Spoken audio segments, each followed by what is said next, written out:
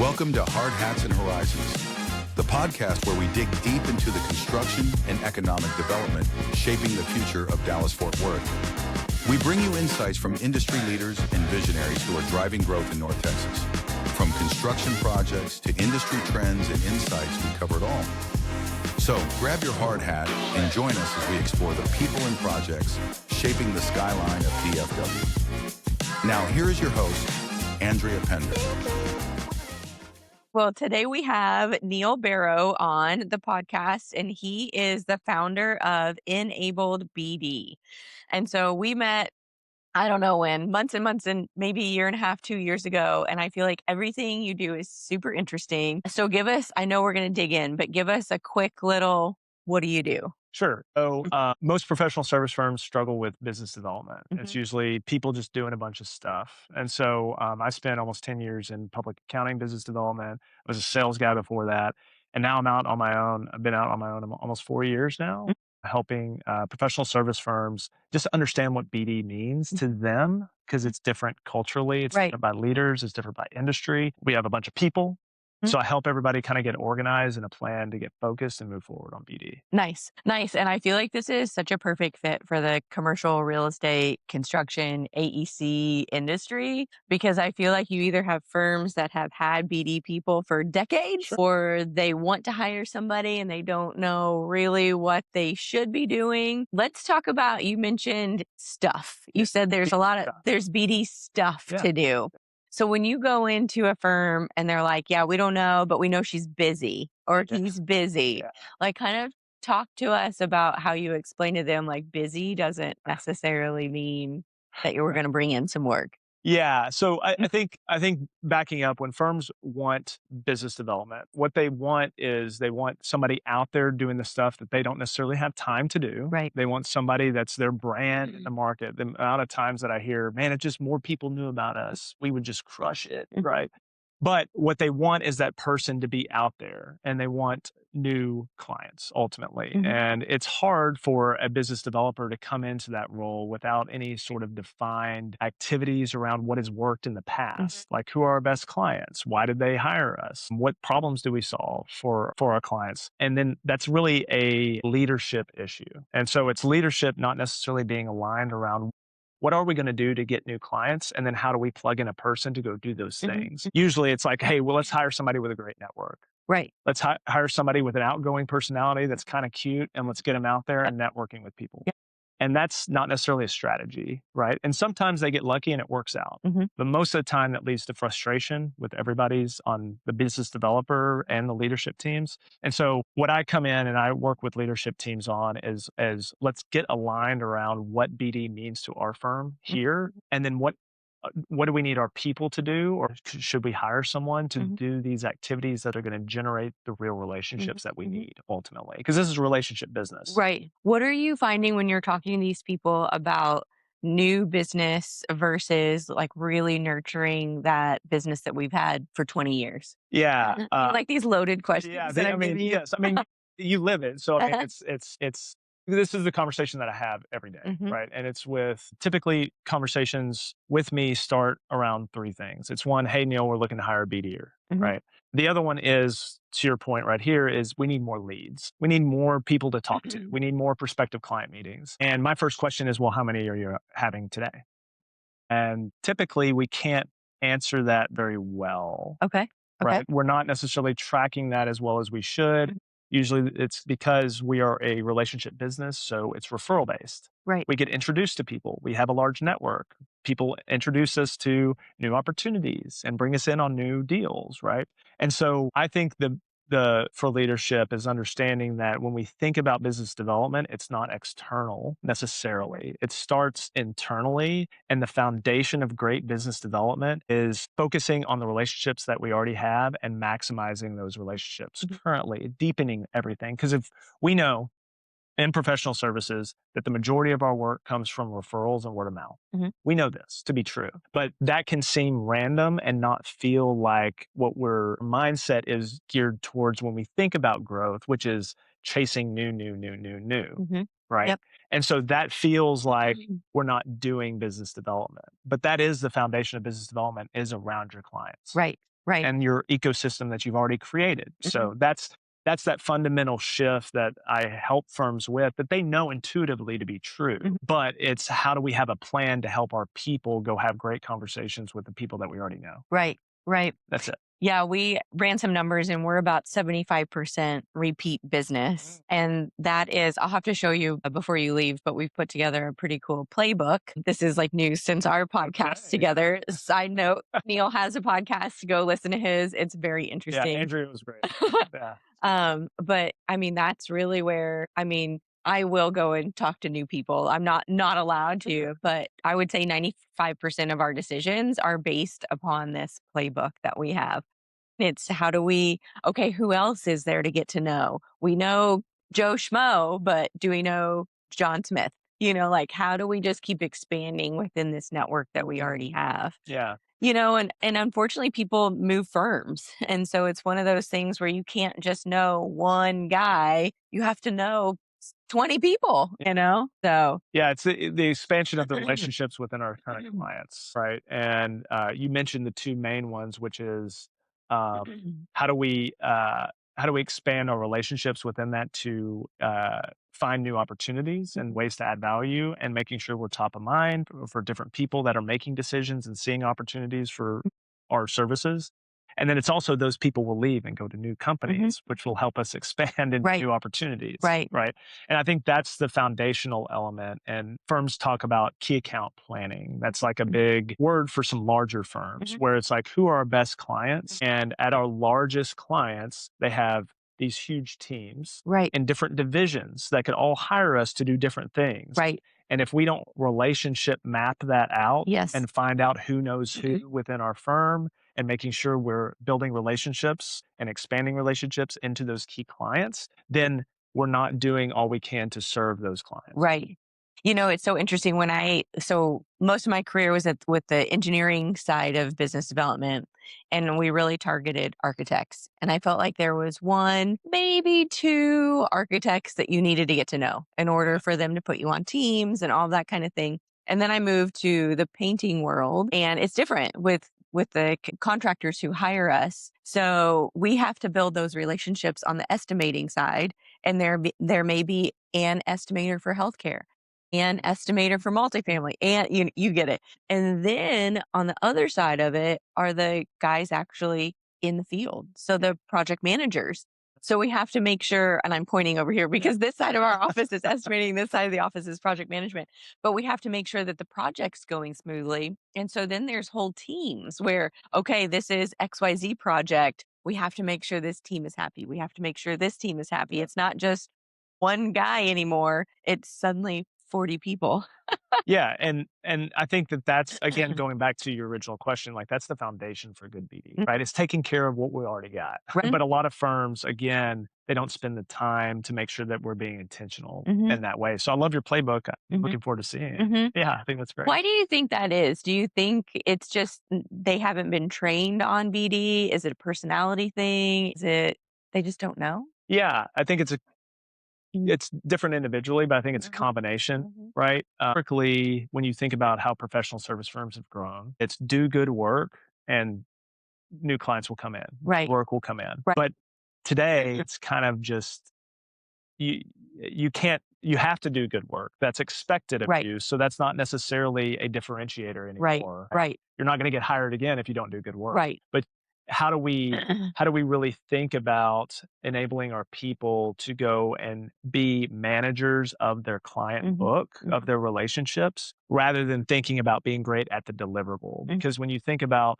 when you're coming up in your career, you've got to nail being good at delivery. We've got a project. I'm working on the project. I've got to coordinate it. I've got to have a deliverable. I got to meet my deadlines. And so you grow up within that firm learning how to be really good at your job. And then you hit a certain level and now you're expected to bring in new work.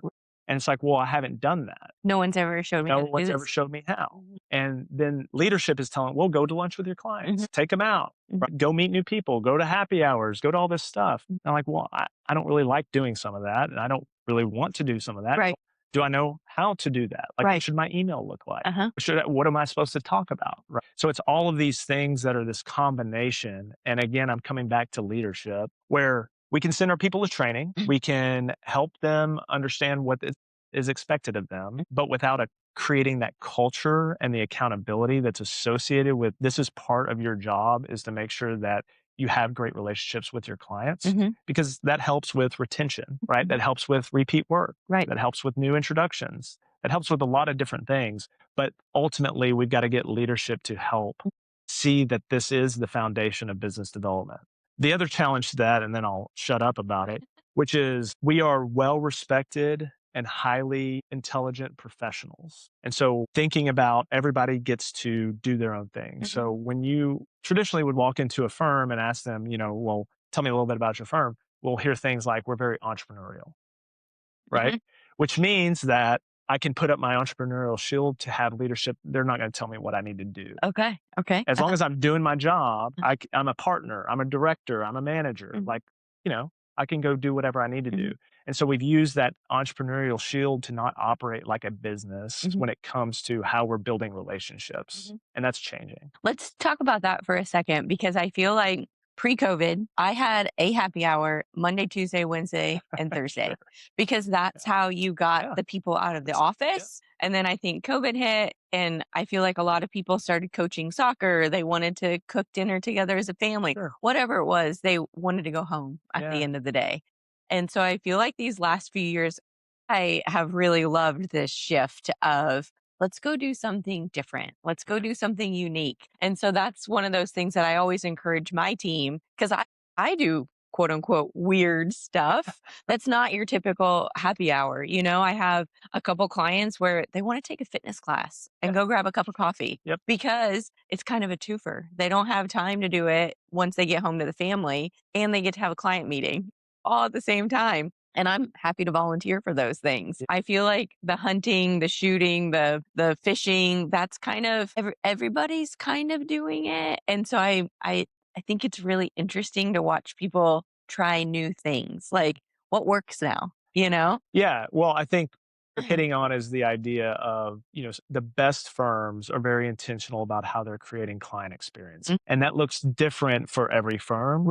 And it's not necessarily the quality of the event or the subject or, the actual action Uh-huh. of the event, Uh-huh. but it's like, how are we pulling people that are in our orbit together Mhm. to around a similar thing or a similar hobby or a like-minded thing, but how are we doing that to create these experiences, building relationships around that? And it doesn't have to be a happy hour, right? Right. But happy hours, fishing, hunting, like the whole thing, like, yes, that's part of it. But I think these like new things where it's meeting people where they're at in their life. One of the Yep. things that I did when I was director of business development at an accounting firm was I had a dad and kids event, right? So one of the Nice. things that so our daughter's 7, Uh-huh.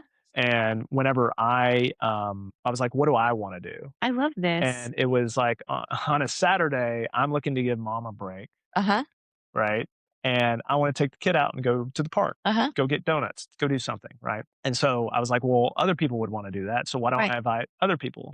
And so what that became was then I rented out it's like a place-based daycare Uh-huh. type deal, Uh-huh. right? And so I rented that out on a Saturday. We brought breakfast tacos, invited referral sources, clients, prospective clients, people in the community that we know that had young kids. Uh-huh. Like, hey, come give mom a break, Yeah. spend 3 hours with I us, love run your this. kids out. Right? Yeah. But it's like, again, I think it doesn't matter what you do. It's about how are you utilizing your gravity pool Mhm. for all the people that are in your orbit to Right. come together around a something that creating an experience for Right. people. Right. Well, and then hopefully they're at this networking thing. Oh, I didn't know you had kids, Yes. with the other people that are there. Yeah. So I recently planned an event where it was really nice facials for Great. women. So it was a women's event. And one of the ladies pulled me aside and she said, I'm so glad that you're doing like a self-care type of a thing. That's for me, it's me time, Yeah. And she said, I've been invited to so many fancy hunting things. Sure. And she goes, but read the room. She goes, I don't hunt. Yeah. She's like, the way she took that invitation was almost, he doesn't even know me. Yeah. they invited me, but he doesn't even know me. And so I thought that's interesting, and Sure. maybe he does know, and maybe he just thought she would maybe be interested in it. But yeah, I think that there's a lot more options out there these days. There are, but it takes the person like you or me or Mhm, someone within mhm. the firm to do it. Right, Like, we've got to action on it, and that's the hard part. We right. can have all these great ideas. Mhm. There's no shortage of great ideas. Sure. We're gonna talk for an hour Hmm. today Yeah. on all the great ideas, Right.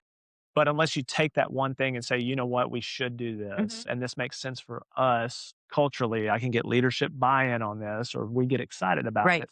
Let's do it." Right. Because there's not one way to do Hmm. BD. There's No. all the things that you can do, Right. BD stuff, but it's like what works for our firm and what would get us excited Hmm. and get our clients and referral sources excited. A big thing that we have it up here on the board, great, even better if. And that's kind of a thing that I've just like lived my life by. Like, it's great. How can it be even better? And so we've tried some, different or first time type of events for us. And it's like, it was great, but we know that there's this, and this that could make it even better for the next time. And so I think there's a lot of BD people who are like, it didn't work, so I Yeah, can't ever do it again. And it's like, well, let's analyze it a little bit. Do we just need this? Do we just need to change the time? Do we need, yeah, and perhaps the next one's going to be wonderful. yes, and that's a big thing that I talk with firms a lot about, which is I need you to go get a rep. I need you to go do something. Because if we can agree that this is good, then let's take the next step to action Let's it. do it. And let's do it because it's going to evolve. Right. Right. And all of this is going to evolve. And so that's what my planning with leadership teams, we're agreeing to the things that we need to do as a firm that we all agree that need to be done. So let's action it and then let's learn from it. Hmm. What is working? What's not working? What do we like? What do we don't like? But ultimately, we're trying to build the culture of client service. Hmm. Ultimately, Yep. that's what we're trying to do on the foundation of BD, but we've got to go and create action. What is your opinion on? I started hearing this phrase several years ago, and I feel like it's popping up more and more and more and more. CX, client experience. Yes. So I love it. Uh huh. Right. And in professional services, we're starting to see that shift. We're starting to see client experience teams. We're starting to see book of business owners that have relationships with clients.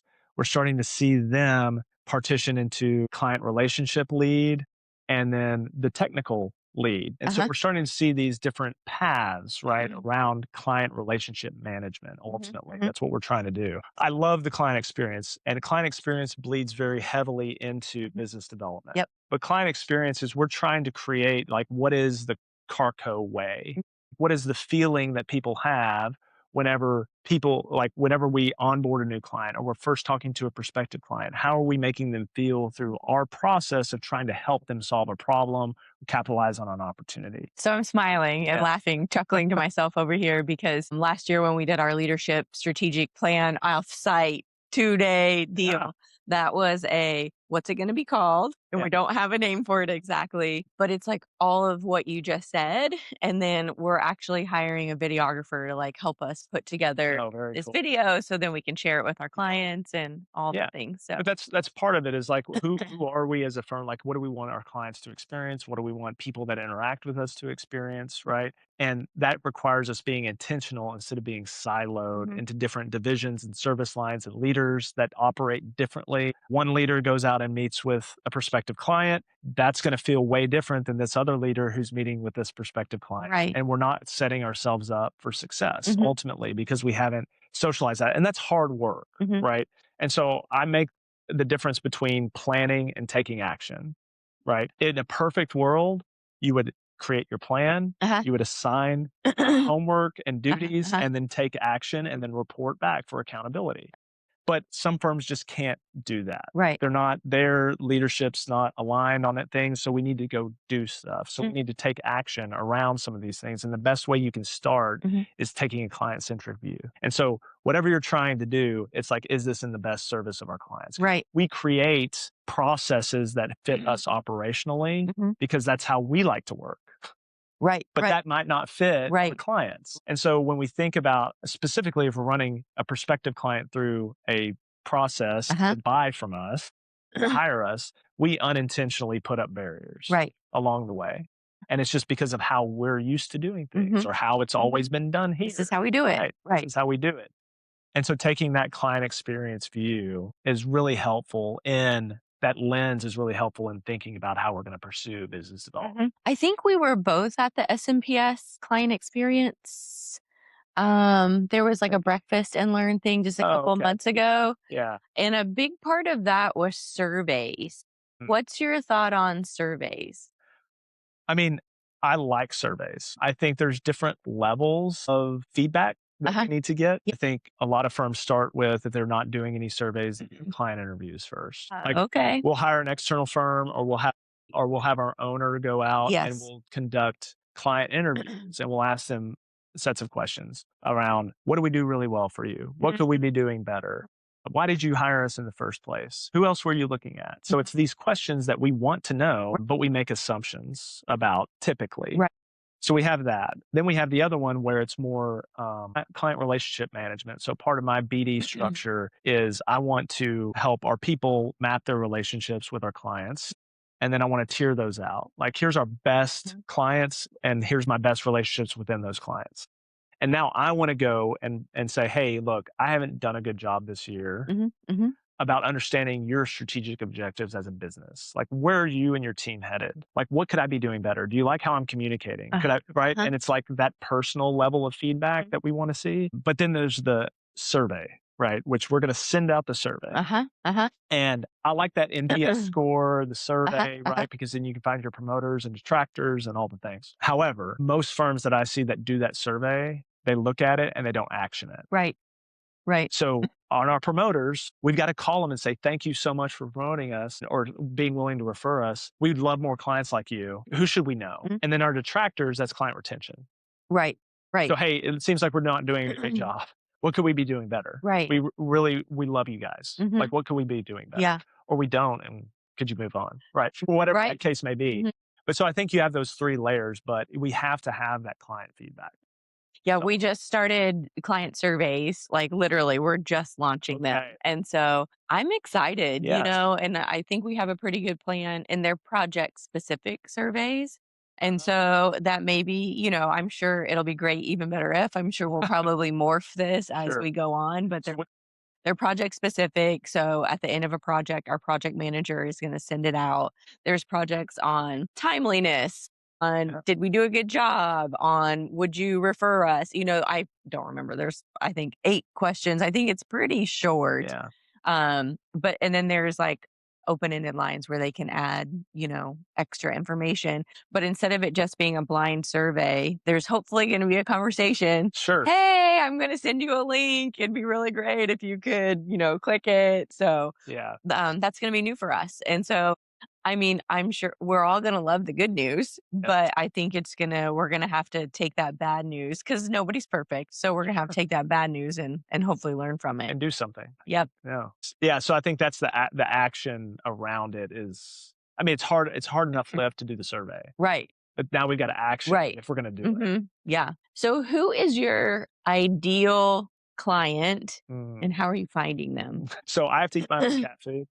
Right. And sometimes it's not great. Hopefully it's good. Sometimes fancy it's not cat great. food. It's not great. But it's like I went from a BD role where 100% of my time was either internal with enabling our people, helping with the plan, like doing the thing, or external, like meeting with referral partners, trying to get new prospective clients, like managing deals. Right. And then I moved into my business, which is now I've got to go get the work and then I've got to do the work.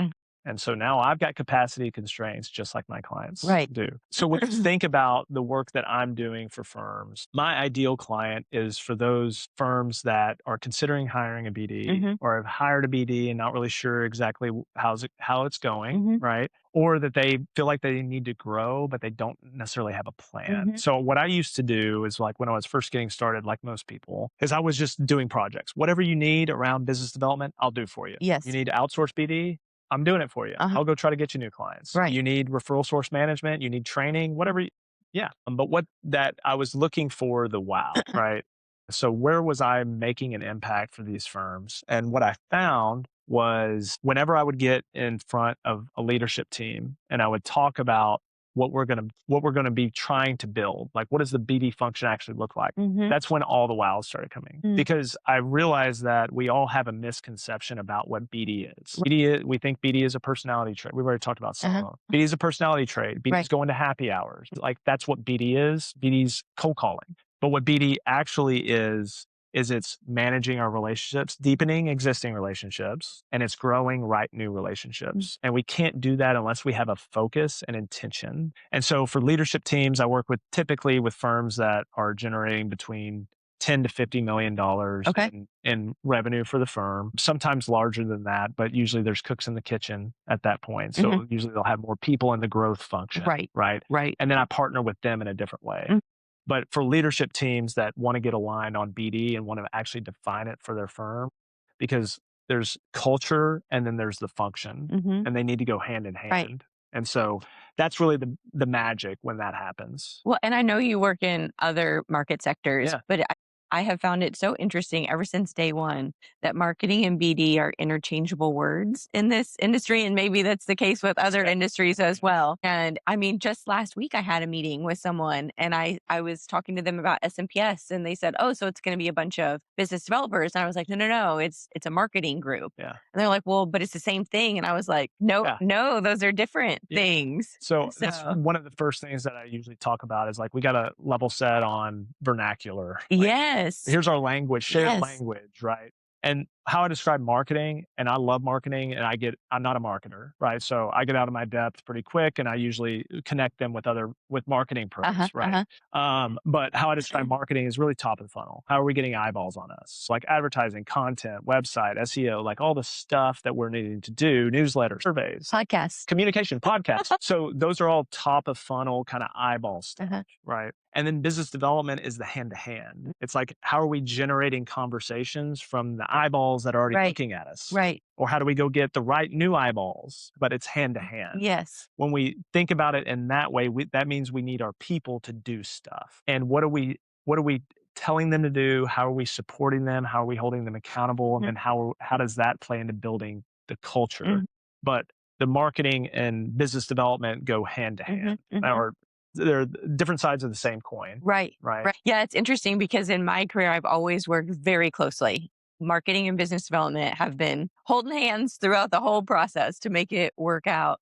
And I always find it fascinating, especially at these big firms, when I hear like, oh, I don't even know who the marketing people are. And I'm like, how do you not know this? I can remember one lady goes, oh, I don't have to talk to those people. And I was like, what do you mean? Those people? Like, what do you mean? Marketing. What? It's your marketing department. I mean, I can't imagine. I think that that's something else that maybe is a stigma or a something where there's a hierarchy. And it's like, no, there's not a hierarchy. Like, you're both equally important. You need both of those roles. Yeah. I mean, I think when you think about the most successful like campaigns that you can do, it requires marketing and business development to coordinate to see the results of the conversation to opportunity. Like that conversion, I think it's also challenging because no matter what professional service firm you're at, and there's obviously exceptions to this, but it's very political. And so there are it's also internal management around what is the focus. It shouldn't be that way, but it is. So that's why you hear some of those things is like, well, I don't need to talk to marketing. They're just out there doing newsletters and stuff. Right. And it's like, well, but marketing might be your most valuable partner to get eyeballs on the things that you're doing. Right. On the ground. It's huge. It's very important. Yes. I know.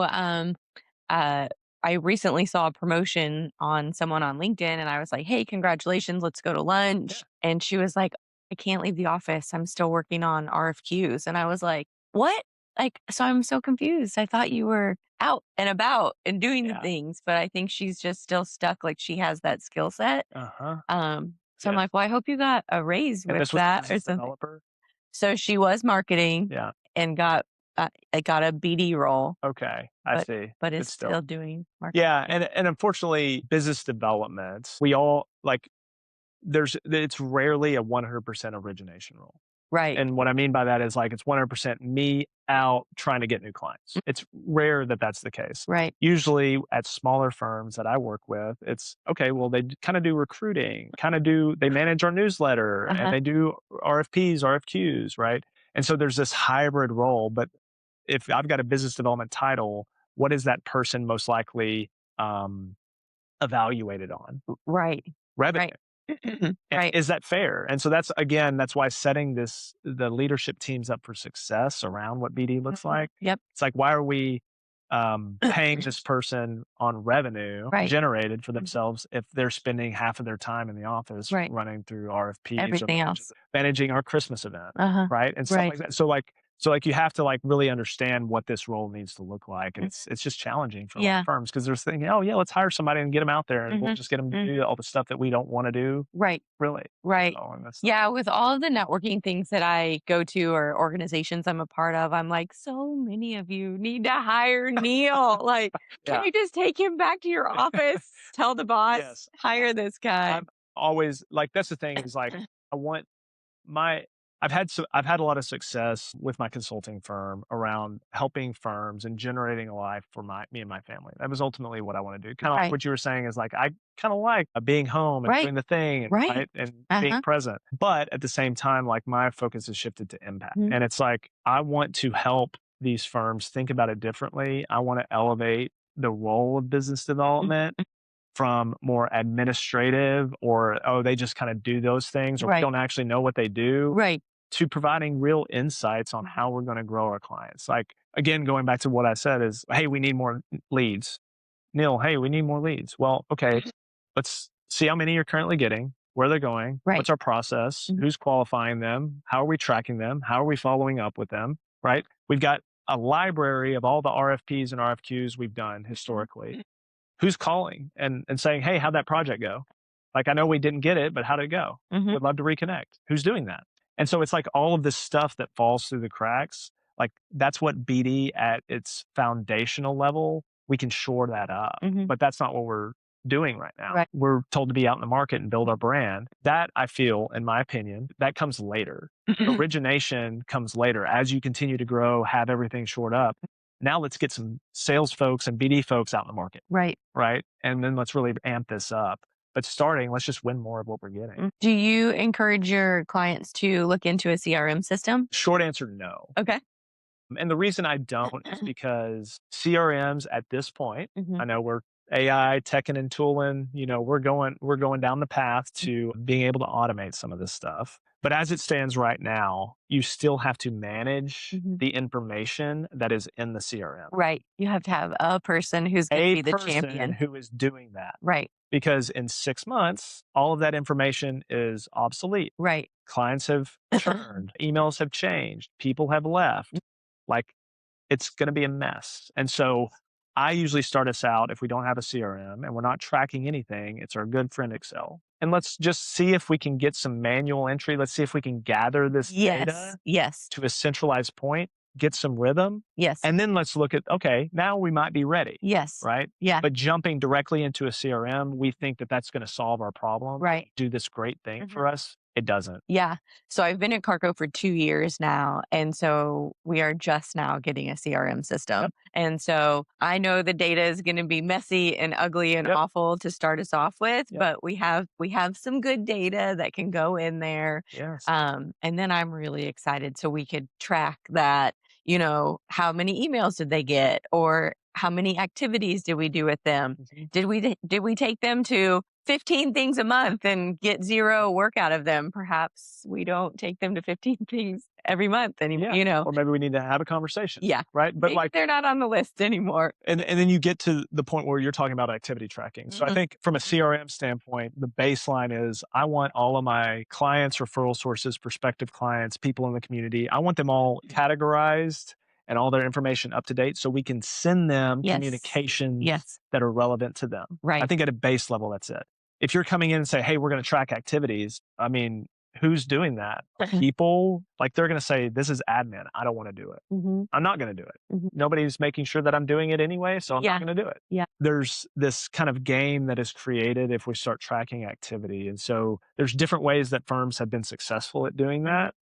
But ultimately, it's what is the goal of the CRM? And at the baseline for most firms, they're not sending the communications to those groups of individuals in the way that they need to. And so Right. that's really an effective use, like first step.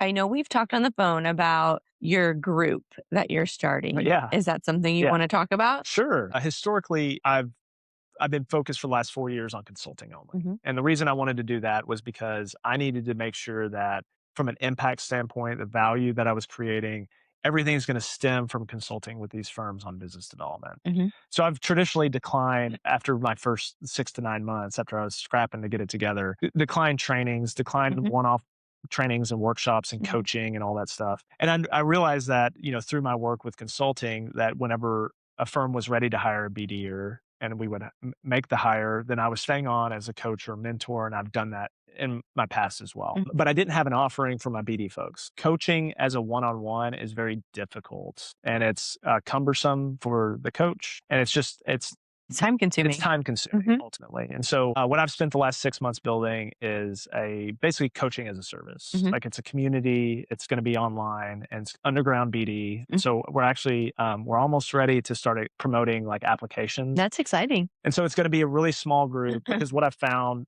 from my experience and then also talking to other business developers is we like really two things. And it's when we're getting started and it's clarity around our role Mhm. because nobody's telling us what our role needs, what we should be doing. Right. So how do we help fast forward that ramp time to Mhm. productive Yeah. activities? And then the second one is community, which is like for me to get better and for me to like also maintain my sanity around business development. Right. I need to talk to people that get it, that are also in the trenches and hear what's working for them and what they're doing, and also therapy, Mhm. right? There's Yeah. a level of BD camaraderie that, therapy can provide there. And so I'm launching that and we're going to do an alpha group, a small group to just test it out and see how it works. And then we'll make some iterations. But yeah, that's coming online Mhm. this summer. That's So, pretty cool. yeah. Do you think some of the things that you're seeing is it's almost like the blind leading the blind? Hey, we know we're going to hire this person, and then like the blind leading the blind plus lack of communication. Yes, I think the main yes, you're right. But I think the main challenge is that it's going back to that preconceived notion of what we think business development is. Mhm. That's skewing our view about what is actually going to work for our firm, Mhm. really. And then I think it's because leadership again hasn't defined what that is that leads to all of the changes and tactical things that we're doing for business development or the goalpost moving or the hiring of a BD. Actually, we don't need BD anymore. We're just going to focus over here. Right. Wait, hold on. 2 years later, we actually need BD. Right. Just changes that. And so there's not any shortage of great information about business development out there. I don't think really you can just talk to a you Right. and get all you need to know, really. But I think that that's what's causing that is we feel like that we're searching for a silver bullet Mhm. for BD Yes. Yeah. and we're just grasping at the Uh-huh. thing Yep. without backing up and defining it for our Mhm. firm. So I think one thing that firms always struggle with when they're thinking about business development is capacity for Okay. their people. So like Yeah. people are busy. Right. They can't do BD, Right. right? But BD is everybody's job. Mhm. And there's a way to do business development that isn't going to take much of your time. It's Right. how you're communicating with your clients, how you're being intentional about being proactive Mhm. with your Mhm. clients. How are you deepening relationships? And you can do that through the work and your deliverable. You Mhm. can do that. Right. You can be the trusted advisor. You can Mhm. build towards that. But capacity is always going to be a challenge, Mhm. right? And so I think when you think about business development being everybody's job, it's not just the business development team or the marketing team. They do that. Mhm. That's not how this works. Business development is everybody's job because you are communicating with people in our orbit. And so you need to be empowered and able to go do business development. Right. And I think a lot of people use that capacity or the entrepreneurial thing as like, we don't have time for BD. We'll Mhm. get to it whenever Mhm. we have time. But by then you're riding this big roller coaster. Right. Right. Right. Right. So you're super busy and now I'm not. So I'm Yes. scrambling to do BD. Yep. But what if we knew what we were going to do for BD when we got busy? Right. What if we understood what that looked like? Mhm. So instead of riding the giant roller coaster, you're riding the little kid one, Uh-huh. right? Because you're always going to go up and down with Right. client work. Right. But how do we flatten that out a little bit? Mhm. So I think that's one thing. Have you read a book called Rainmaking? It's old. It's blue. Oh, I haven't. I don't think I've. So read that. I got it off the bookshelf and I Yeah. was like, you know what? So we do like a monthly Carco like Yep, that's business right. book club here. And so I kind of selected, so it wasn't open to everybody, but I selected, and there's a whole section in there about there's people who magically do have time, but their workload is just as much as the guy that doesn't have time. And so I'm curious to hear what the conversation is in a couple weeks when we have this book club meeting. Yeah. And I think so many people want to make it so much harder than it is. And it's like, well, no, no, no, like everyone's going out, like you're going out to lunch today anyway. Yeah. So go with a client. Yeah. Like it doesn't have to be an event. It doesn't have to take 6 hours. Yeah. It can just be lunch. It can just be breakfast on your way into the office. Yeah. You're right. But the disconnect is that I don't know how. And I don't like, I think so a lot of my consulting really boils down to, does everybody in our firm that touches clients in a meaningful way have a business development plan? Yeah. Like for them, not that the firm assigned, Right. it's for them. I like that. And because then I will know, okay, well now I do need to take these 3 clients to lunch. Now I can have a candid conversation like, hey, like, how do I send that email? What should it say? Right. What do we talk about at lunch? I like that. Like, so then we can have those conversations because I can't train you once you have some context for the work. Right. Like once you get the rep, then you're going to be asking to be trained. Like, Right. hey, like that was kind of, I'm not really sure about that. Okay, I want to get better. Right. Right. Or, hey, I kind of like that. Like, what else could I be doing? Yes. And so if we can enable our people to do that by providing the how and then the accountability on top of it, where now Andrea is coming around saying, hey, how did that go? You know, or we're having a group meeting to discuss what everybody's doing with their plan. That creates that culture momentum. So when you have structure and culture, again, I think that's the sweet spot. Nice. Yeah. Shifting gears, you just ran a half marathon. Did you like It that? was the first, yeah, it was a little 180 there. Yeah, but I did. Yeah, so that was my first one at 41. Yeah. And so I'm not a runner, but I didn't train as much as I want to. Everybody says that. But I did make it through, and I want to do another one. Yes. So, yeah, so we're in. When you posted it, I was like, so when's the next one? Yeah. Because there's going to be a next one. My knees were still not well whenever you posted that. So, yeah, I'm back to normal now. That's exciting.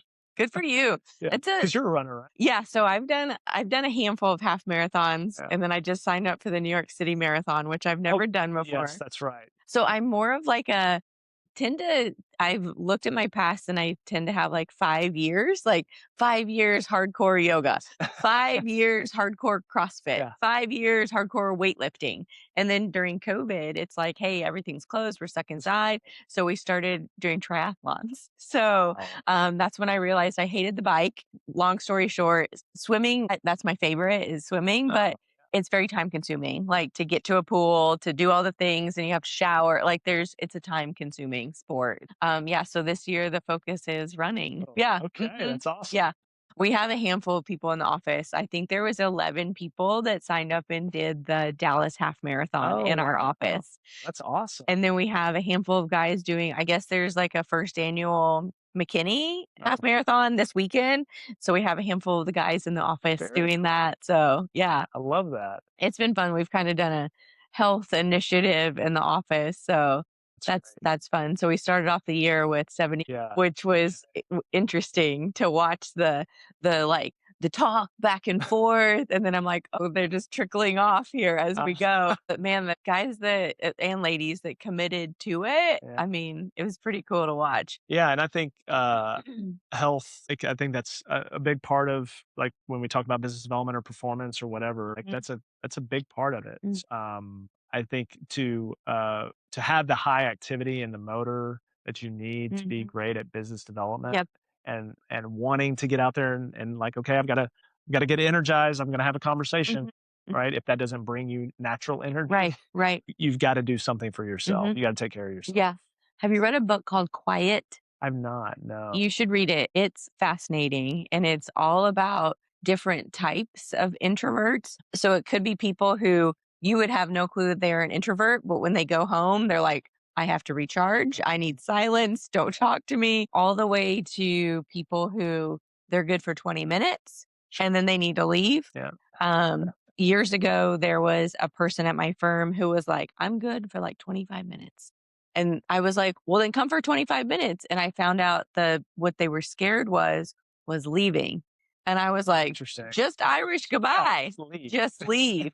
And so it takes 25 minutes sometimes to leave if you're going to say goodbye to everyone. And from that moment on, when I gave the permission Yeah. to just leave, they were Yeah. great. They Yeah. came, they gave their best 25 minutes, and off they went. And I'm like, that's all the client needed, was those good 25 minutes. No, So you're exactly right, and I'll check out that book. So one of the things that we do, like when we get to the rollout of a BD plan, like individual BD plans, and then we're going through training about how to build your BD plan. One of the things that we do is a reflective exercise about knowing yourself, right? So here's a list of all the BD stuff you can do. Right. But let's think about who you are and what you'll actually commit to doing and what Right. you'll actually take action on. And we're going to start there.